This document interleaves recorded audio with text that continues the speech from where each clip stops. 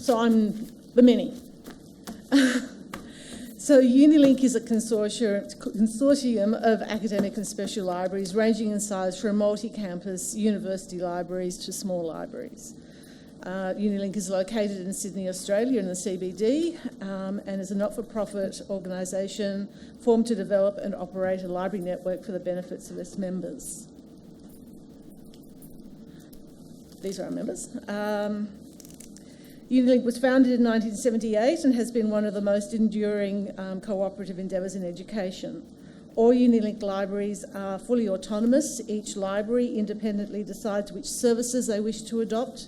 They all have their own customised library setup and third-party integrations and practices that are tailored to suit their size and need.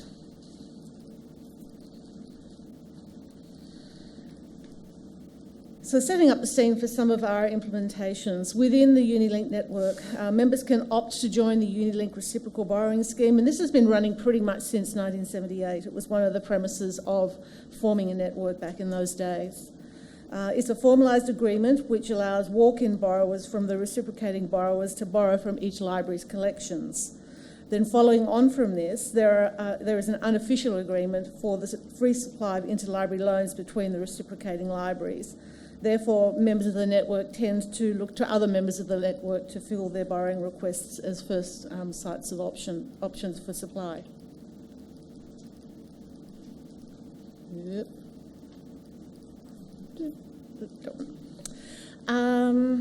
So within our network, and Annette sort of mentioned some of this, a little bit of this already about the LAD and setup of options for in Australian resource sharing. Because our members are fully autonomous, there's no hard and fast rule that dictates their interlibrary loans practices. Their diversity in size and library management system requirements for ILL has resulted in the network members following 3 different paths to manage their resource sharing requests. So we have in Alma, in Alma we had 4 libraries that migrated across, but 1 has chosen to discontinue, so there's 3 with Alma, whereas in Aleph we had 6 institutions across 15 sites. We have 9 libraries using LAD, and then we have 8 libraries that just email between libraries. History plays an important part in our implementation of Alma resource sharing. So going back through a little bit of the history, Unilink went live with Aleph 500 version 14 back in 2002, which at that stage didn't have an ISO ILL system. However, with version 18 in 2006, an ILL system was made available. So we migrated to that system in early 2007, and actually we migrated in itself to Alma Aleph in 2007. But it wasn't until a little bit later in that year that we looked towards setting up ISO ILL, and we went with a soft launch between the 6 institutions at that stage. And then, due to some requirements and some developments, we didn't go live interoperating through the LA Gateway until 2008. I can have my love moments too. Once bedded in, and the more the library staff used Aleph ISO-L, the more they loved its all-inclusive functionality, with requests being managed from the cradle, with the user placing their own requests through the Primo ILL request form, to the grave, which was with Aleph automatically deleting the temporary records it had already set up once an item had been returned. Unilink migrated then from Aleph to Alma in June 2015 for all services except resource sharing, which we continued to use with a little bit of tweaking on Aleph because the developments for the use of interlibrary loans in Australia with the levels of service, they hadn't been developed yet, and so we waited with keen interest on the travails of Uni South Australia in getting all those developments through. We did have to do the cutover. So we went through 3 systems in 3 months. Now, this was interesting. Sort of shows the longevity of people in their jobs. Pretty much all the staff that we had trained in 2007 and 2008 to use ALF ILL were still in their jobs, and they'd all been using LAD, and they all remembered it really well, and so we didn't have to do any training. So that was a really positive thing. And one library did suggest that maybe they would slip a new staff member in, and I said to them, don't think that's a good idea, let's not go there. So they didn't, so that was really good. So once the developments were in place, in March 2016, we decided that we would go live, hopefully with Alma, for resource sharing in June 2016. So as part of the transition, in early April, the 16 sites had to cease using ALF to process the new borrowing and lending requests.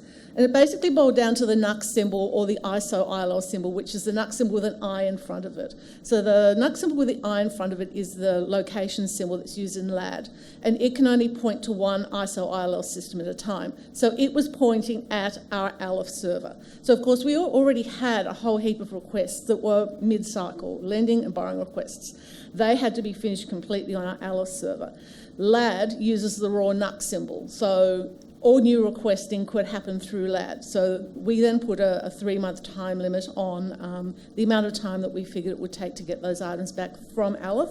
And pretty much a week, we did have a delay in going live, which probably helped a little bit, but pretty much as soon as we had estimated, in any case, that the last requests on ALF would finish, we were ready to go live on Alma. So it didn't insert a delay, it actually gave us configuration and testing time, and it all worked out pretty well. So our aim with Alma was pretty much to match with Alma was to match what we had done in ALF, because I think the libraries were all pretty happy with the way that we had set up ALF, and they just wanted to match the workflows, because I think in any migration you're aiming to match your workflows, and once you've matched then you can take off. So we weren't trying to go like that, we were trying to maintain our pathway. So having gone live with Alma in July 2016, we still had a commonality for all of our libraries, and it didn't matter which way they were using resource sharing, whether it was through Alma itself, whether it was through LAD, or whether it was just emails between libraries. We had what's always been the strength of Unilink, which was the Union Catalogue, which was now in our network zone.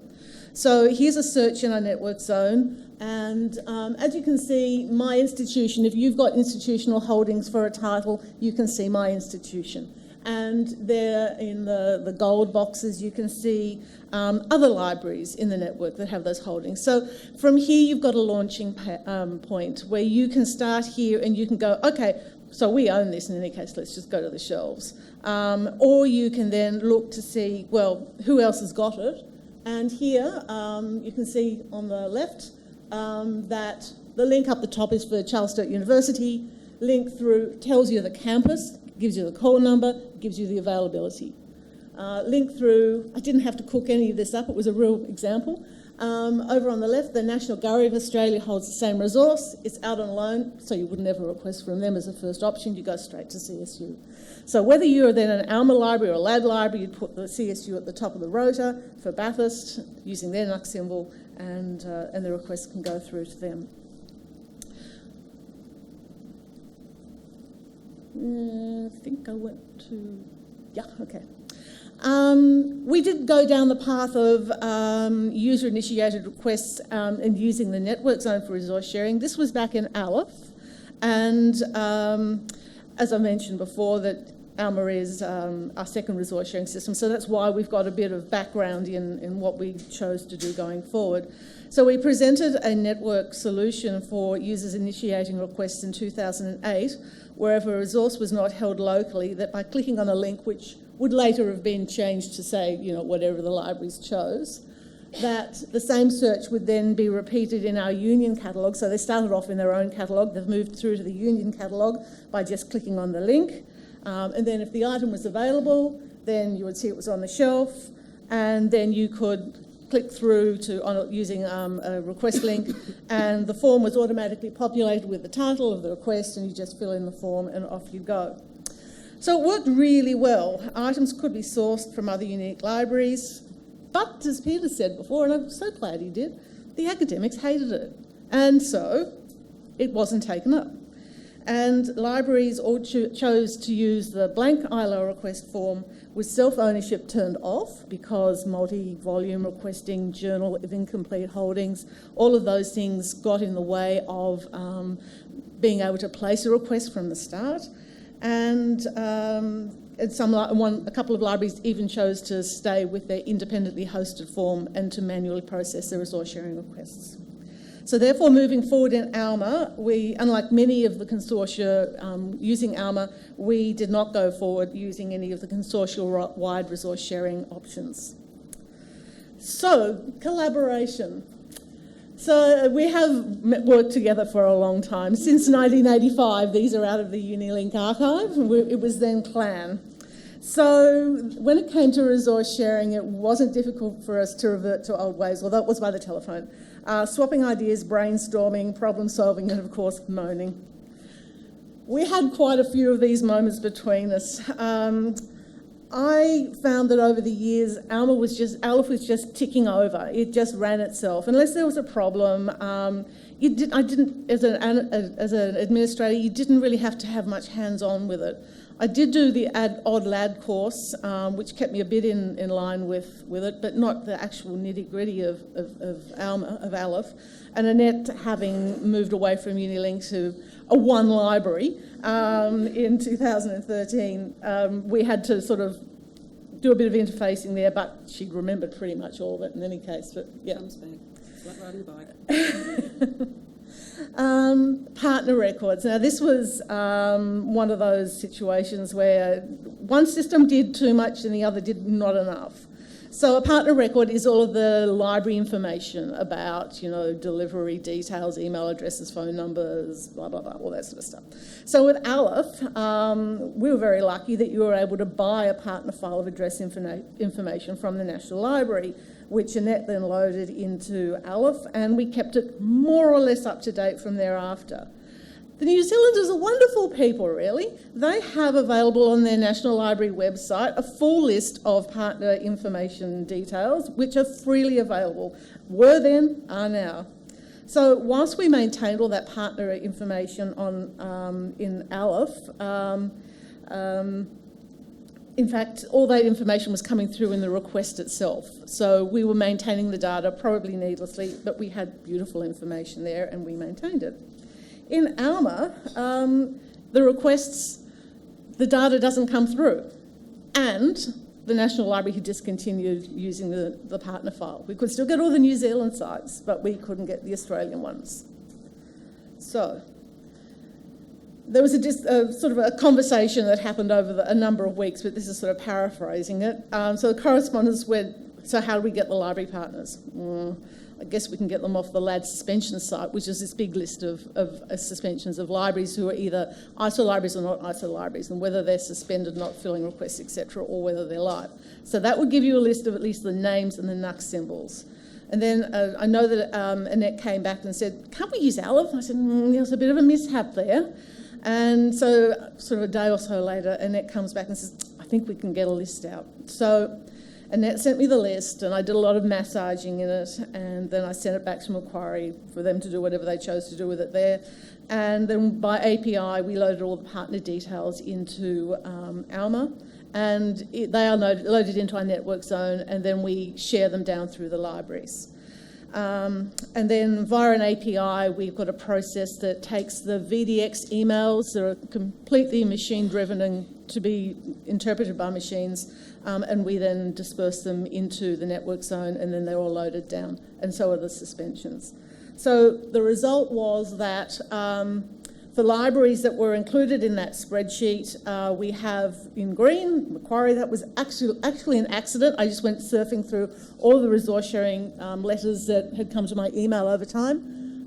You can see all the address information up there, but over on the other side, you can see for that library, there's no shipping information. So for our libraries, they have to go off to the ILRS directory to get the address information for the other side. So the mandatory LAD gateway interoperability testing, as Annette mentioned, it's something to be believed. It was like our worst nightmare to have to do the same sets of tests 8 years later. the memory gets scarred by the whole process, and it really took us over 6 months to do it in ALF for the 16 sites, because they wouldn't believe us that they were all the same. You had to do the same tests over and over, even within the same organisation 6 times. So therefore, for the Alma interoperability, we did a lot of, between Annette and I, we did a lot of expectation tests. So tests to set up, to see whether we'd set up our environments right. Testing on cancel and reject workflows, testing for recalls, Alma to Alma requesting, Z3950 testing, locate profiles, and testing bug scripts. So in the main, I think we did achieve what we wanted. We did manage to replicate the processes and workflows that we had in ALF, in Alma. And pretty much our outcomes were the same for Macquarie, where users can place their requests through Primo, users can track them through My Library Record in Primo, staff can benefit from integrated workflows through the module. There's an integrated pick list, but our staff ship manually for all their various reasons. And just like with ALF, the item records for loan requests are created on the fly when received and deleted on the fly when returned. The final question was probably do staff love Alma resource sharing? Well, they're on the way. One library didn't, and they have discontinued using it. They went back to LAD.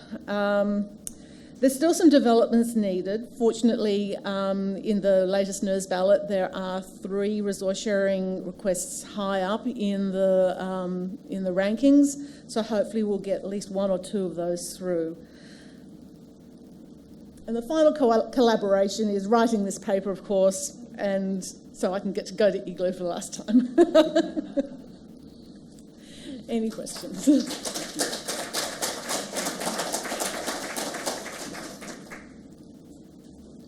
Yes?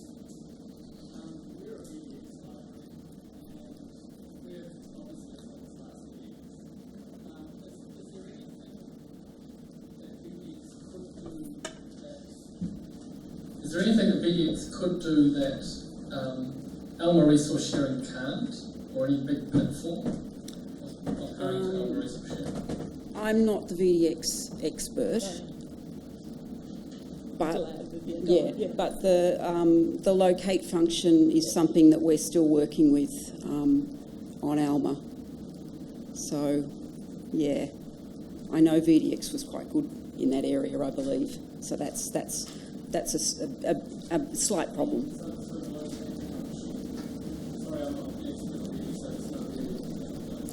Well, when you've got a request and you try to find out who has that particular thing, that Alma can do a locate, and it can occasionally get it right, but not all the time. So yeah, that's. I must admit we need to spend more time on it to try and get it working a bit better. 2 questions, if I may. So if an Australian library wanted to join Alma resource sharing library tomorrow, would there be a file of Australian libraries to import into Primo Alma? We'd probably give you ours. Thank you. So the second question was in terms of the functionality. You mentioned converting resource sharing requests into acquisition requests. Is that much easier in the integrated setup, or have you that's a good question.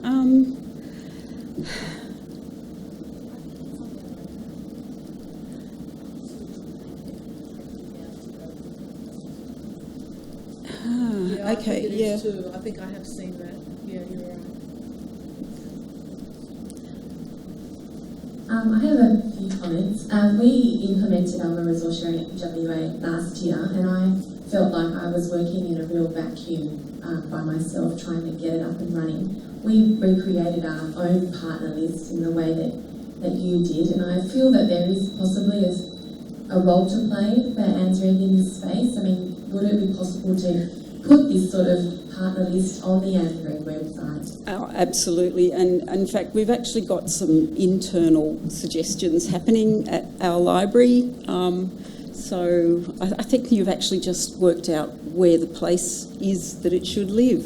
So yeah, I think it's up to us to do this now. Because in addition, the script to do with suspensions and whatnot.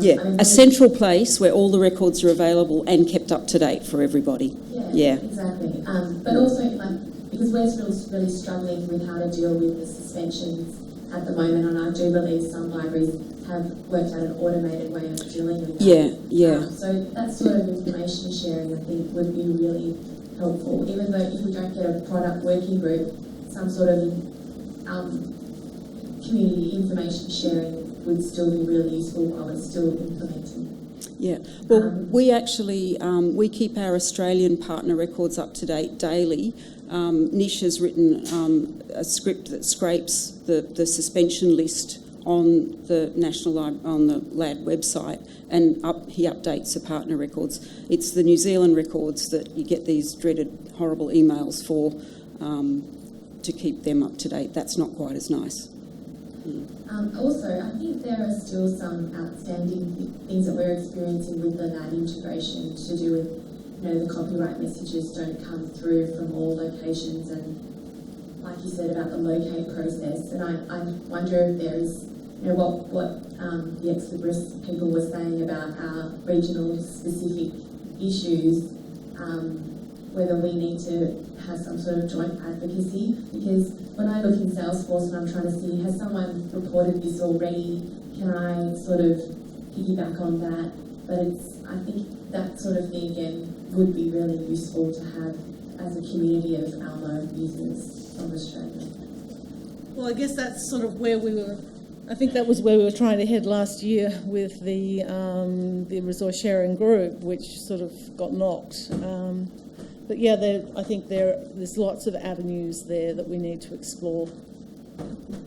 Oh, and just going back to the LAD suspensions and all of that, we do have a calendar that those emails get received into and then processed and scheduled, and then at midnight each night the suspensions go on and the unsuspensions go off. So we can probably look to sharing that as well. And we've run over time now, so I'm going to close our session down. So please thank Helen and me. Wonderful presentation.